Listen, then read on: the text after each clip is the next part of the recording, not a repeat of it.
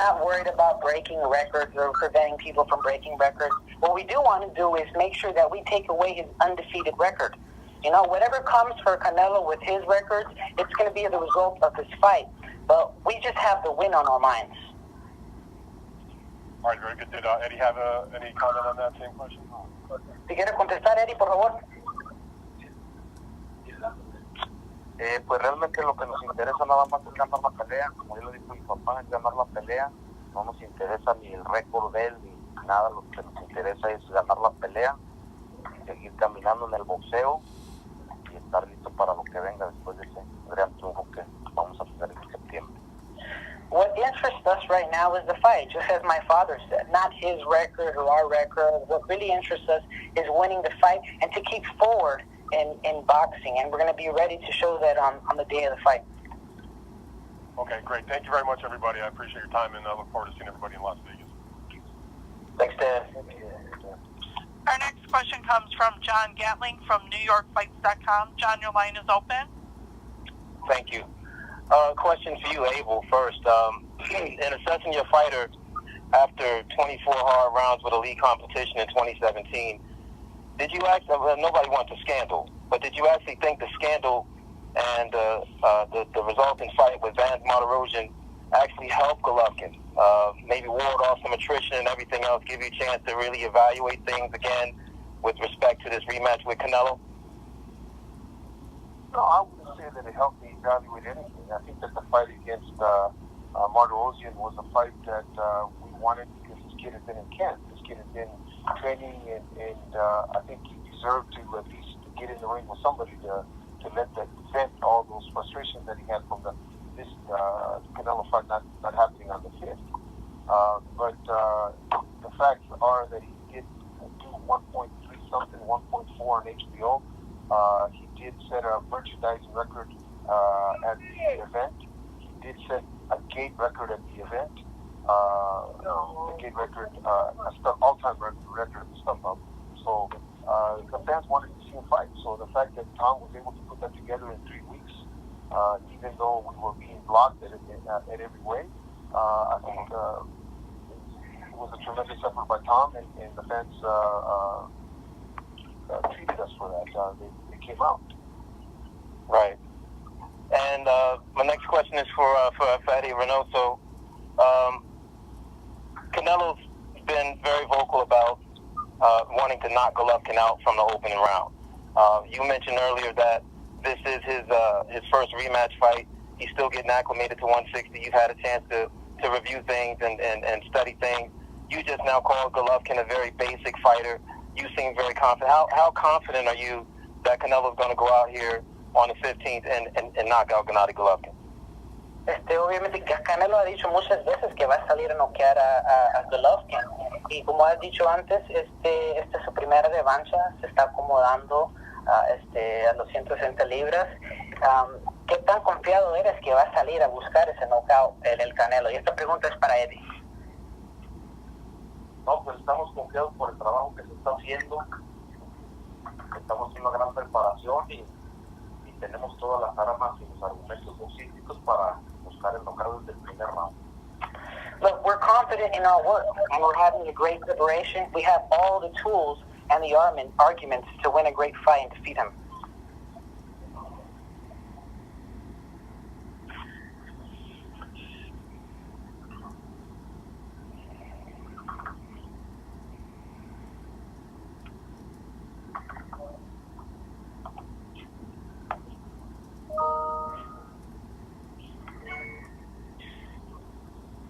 Are we ready for the next question?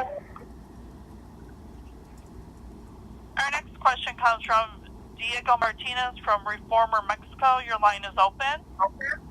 ¿Cómo están, Eddie, Chepo? Primero, un gusto. Primero, Eddie, Chepo, ¿qué vieron ustedes, qué han visto en este último año, que han analizado? ¿Qué faltó que no hizo Canelo esa noche, que pudiera ser el próximo 15 de septiembre? Fue muy buena defensiva de Canelo, dándose golpes. ¿Qué han visto? ¿Será una pelea muy similar o harán algunos cambios?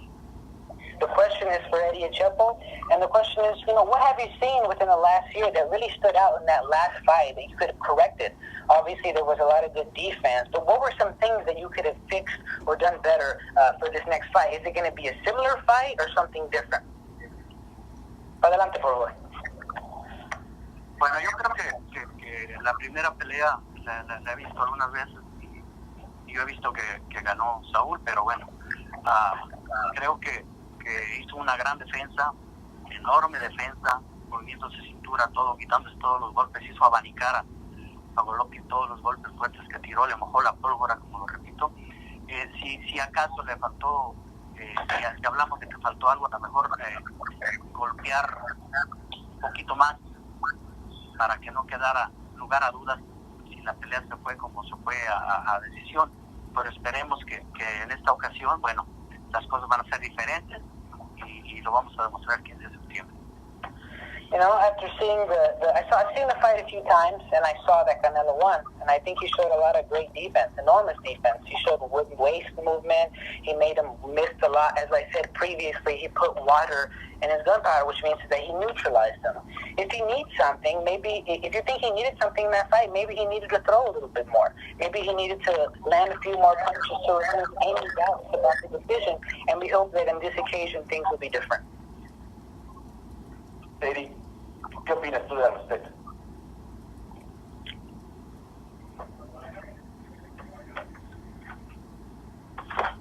Pues creo que hicimos una muy buena pelea, peleando, defensivamente fue una gran decisión de Saúl.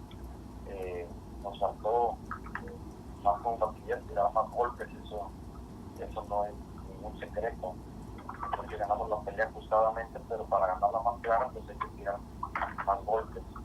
Por alguna otra razón no lo hicimos, pero estamos preparando, como te digo, lo mejor que se puede. Hemos estado analizando los errores y esperamos que ese día todo salga bien para salir con la mano adelante y la pelea más claramente.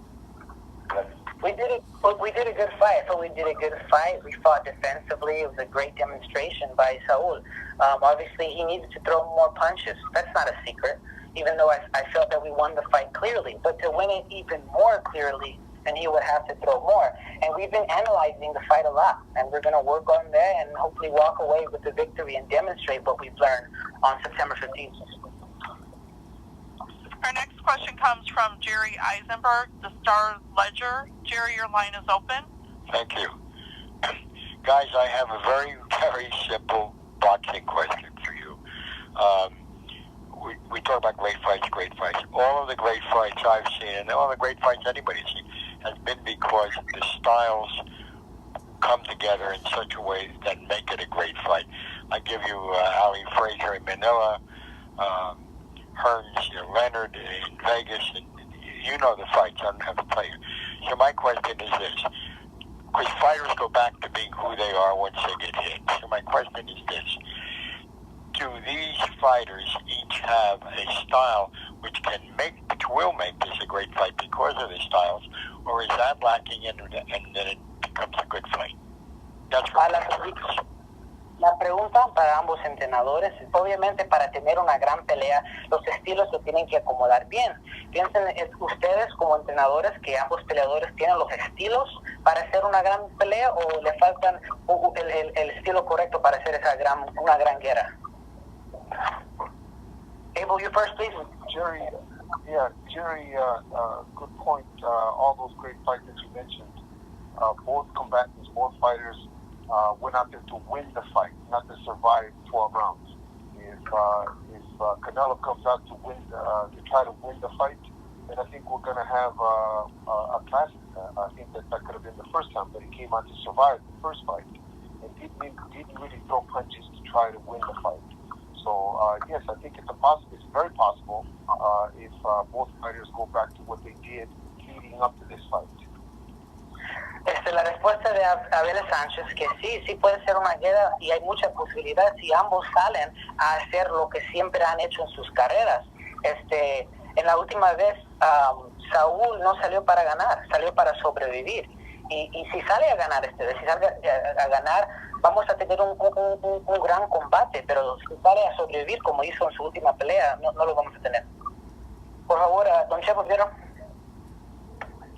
Bueno, quiero decirle que nosotros vamos a hacer lo que no nosotros, sino Saúl va a hacer lo que le convenga a él, lo que le convenga, y él sabe plantarse en el centro del ring, sabe trabajar las cuerdas, ya lo demostró. Entonces, pues nosotros, yo creo que Abel se preocupe por preparar a su peleador y que nos deje a nosotros estar en nuestra parte y que no dé consejos. Yo creo que nosotros no estamos para recibir consejos, entonces vamos a preparar a Saúl bien para dar una gran pelea y salir con el brazo en alto.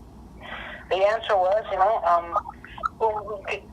Canelo went out there to fight, and he showed what he can do in there. And Saul knows what to do in there. It's not going to be us, just doing things in the ring. It's Saul who's going to do what's convenient for him in the ring.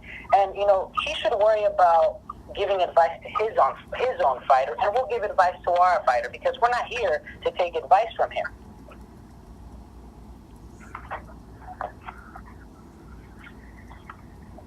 Eddie, ¿tienes respuesta?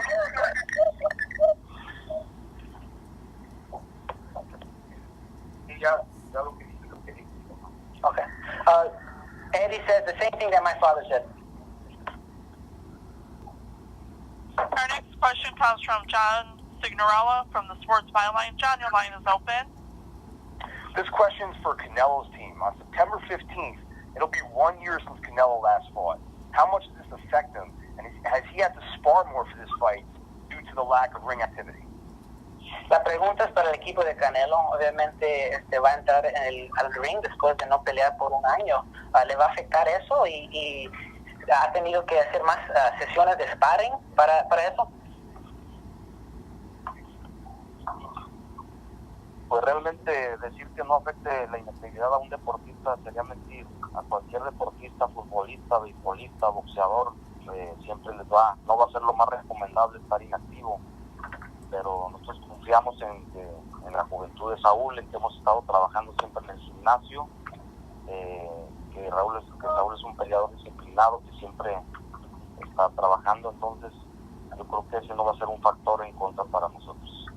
Look, if I said that inactivity doesn't affect the fighter, I'd be lying. In any sport, whether you play baseball or football, whatever, inactivity is going to have an effect. But we're confident in Canelo's youth. And he's always working in the ring, he's always disciplined, he always stays active, so his inactivity won't be a factor in this fight. I have a question for Triple G's team. The body attack was absent in the first fight from Triple G. Do you guys plan on bringing that back and being more active to the body in this fight? Well, first of all, the body attack was absent on both sides. Canelo's a very good body puncher, did not throw his body punch. Why? Because they're not at distance. When Canelo is running away and not exchanging or not being at distance, it's difficult to lunge and to reach for somebody that's not there. I'm not trying to give any advice to Canelo's team. What I'm saying is I'll answer this question, Jerry's question. In order to have a classic fight, both fighters have to fight the fight that they know how to fight. Not a fight to survive, not a fight to do what's best for you, but best for the fans. I think that we owe the fans that. Understood, and thank you guys so much for your time. Our next question comes from Sean Cross from Boxing Insider. Sean, your line is open. Thanks so much. Thanks for taking the call, guys. Just curious, this one is for Abel. The judges were announced today, and obviously Team Golovkin was okay with those judges. But I'm just curious, are you still remiss to let this one go to the cards? Obviously, you'll take a knockout if you can get one. But do you believe it's imperative you need to get a knockout in order to win?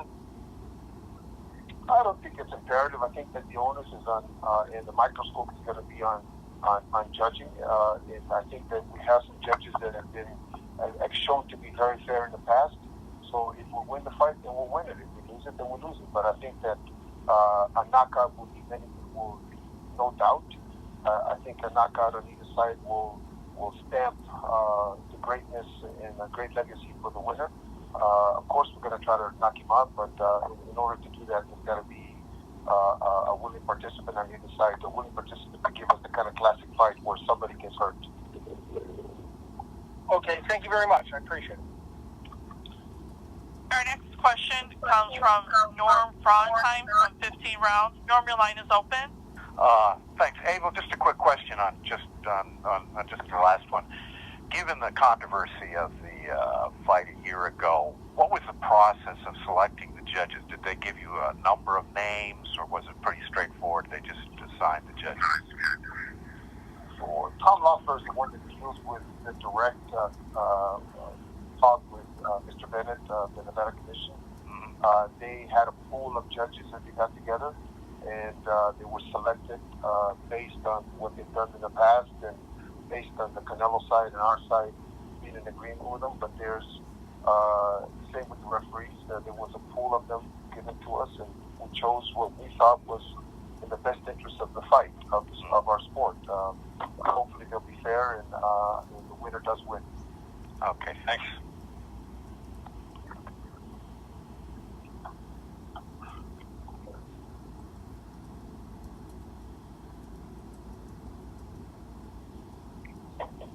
And speakers, we have no further questions at this time. Okay, thank you so much, everybody. This will conclude the Q&A session. I'd just like to leave it as Abel. Would you like to make any final comments? Yes, I'd like to thank everybody that was on. I'd like to thank the promoters and the Canelo team for their time. I hope that this fight lives up to all the talk, and we'll see them on the 15th. Thank you, Abel. CHEPO, any comments? Si hay comentarios. Gracias a todos los que estuvieron en la conferencia, y la verdad es que el museo tener la oportunidad de cobrar, poner las cuentas claras.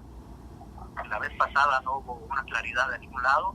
Ahora esperemos que las cosas se pongan en su lugar y se demuestre quién es quién, las 160 libras, y eso va a suceder el día 15 de septiembre. Muchas gracias a todos.